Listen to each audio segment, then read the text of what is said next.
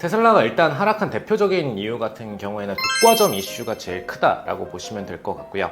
독과점 이슈 같은 경우에는 결국엔 이제 10년 뒤에 이 시장을 이 기업이 점유를 할 수가 있느냐, 그리고 그 매출을 계속해서 성장하거나 끌고 갈 수 있느냐에 대한 이슈이고요. 근데 테슬라 같은 경우에는 다른 자동차 브랜드들과의 경쟁 과정에서 단가적인 부분에서의 우위에서도 분명히 밀리고 있고, 그리고 기술적인 부분, 브랜드적인 부분 전부 다 독과점을 할 수는 없는 구조로 가고 있습니다. 그래서 이런 부분들을 시장에서 인지를 하기 시작했기 때문에 테슬라의 장기 가치가 정말 있는가에 대한 의문점이 계속되고 있고, 그에 대한 주가 반납이 좀 심하게 일어났다라고 보시면 될 것 같고요. 그리고 그동안에도 테슬라의 일론 머스크 CEO로 인한 어떤 인기도적인 상승이 굉장히 강했었기 때문에 그 부분에 대한 이제 과매수 반납 정도로 보시면 될 것 같습니다. 네, 최근에 이제 단기적인 반등이 한 번 있었는데 이 실적 관련된 부분과 함께 단가를 낮춘다는 부분으로 인해서 어떻게 보면은 전기차 시장의 경쟁 구도에서 다시 단가 우위를 점할 수 있지 않느냐, 이런 부분에 대한 내용이 제시되었는데, 사실 이건 결론적으로 보자면 경쟁에서 절대로 테슬라가 다른 중국 기업들 같은 전기차 기업들의 우위를 점하기가 힘들다라는 것을 스스로도 인지했다라는 것이기 때문에 절대로 좋은 상황은 아닙니다. 가장 이제 대표적으로는 중국의 전기차 기업들이 대거 진입을 했고 실제로 판매량으로도 그걸 보여주고 있다라는 부분이 제일 크다라고 보시면 될 것 같고요. 이 과정에서 이제 단가적인 경쟁력이 굉장히 이제 테슬라 입장에서 무리가 됐고, 그동안에 이제 만들어왔던 어떤 이익적인 부분들도 다 반납해야 되는 상황까지 만들어졌고요. 그리고 이와는 별개로 또 이제 벤츠나 뭐 포르쉐 같은 기존 브랜드가 잘 구축되어 있던 브랜드들이 전기차 라인업을 굉장히 빠르게 내놓으면서 이런 하이엔드 브랜드에 대한 인지도도 다시 또 가져가고 있기 때문에 어떻게 보면 이제 테슬라 입장에서는 하이엔드 브랜드들을 어떤 스포츠카나 이런 라인업을 내놓더라도 거기서 어떤 우위를 점하기도 어려운 상황이 됐다라고 보시면 될 것 같습니다. 그래서 이제 그때 기점으로 볼 때 테슬라의 어떤 독과점적인 지위가 절대 불가능하다라는 인지가 시장에서 시작이 됐고요.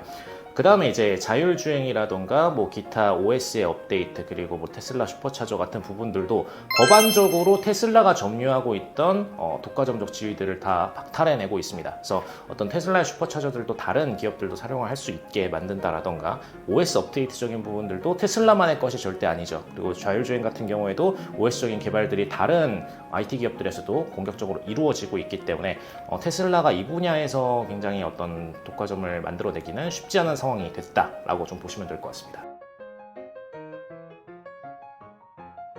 사실 이제 단가의 하락에 대한 영향이 제일 컸었고요. 단가의 하락으로 인해서 이제 중국 기업들에게 뺏겼던 점유율을 다시 뱉어낼 수 있다.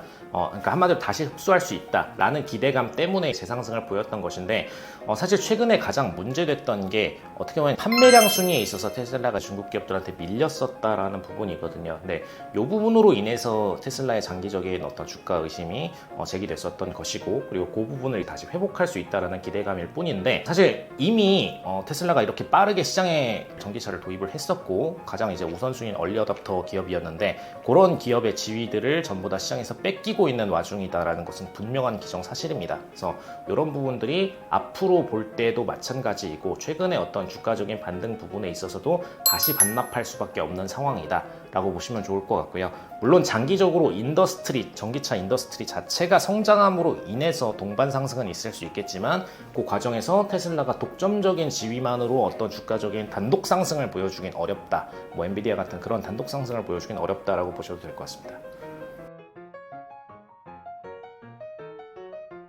일단은 가장 대표적으로 보자면 테슬라의 어떤 우위에 있는 기술력들을 좀 보셔야 되는데, 테슬라 같은 경우에는 어떤 OS적인 부분들, 뭐 자율주행뿐만 아니라 이제 뭐 기존의 엑스스페이스의 스타링크라던가 이런 산업들을 같이 연계해서 가져갈 수 있는 우위들이 존재를 하고요.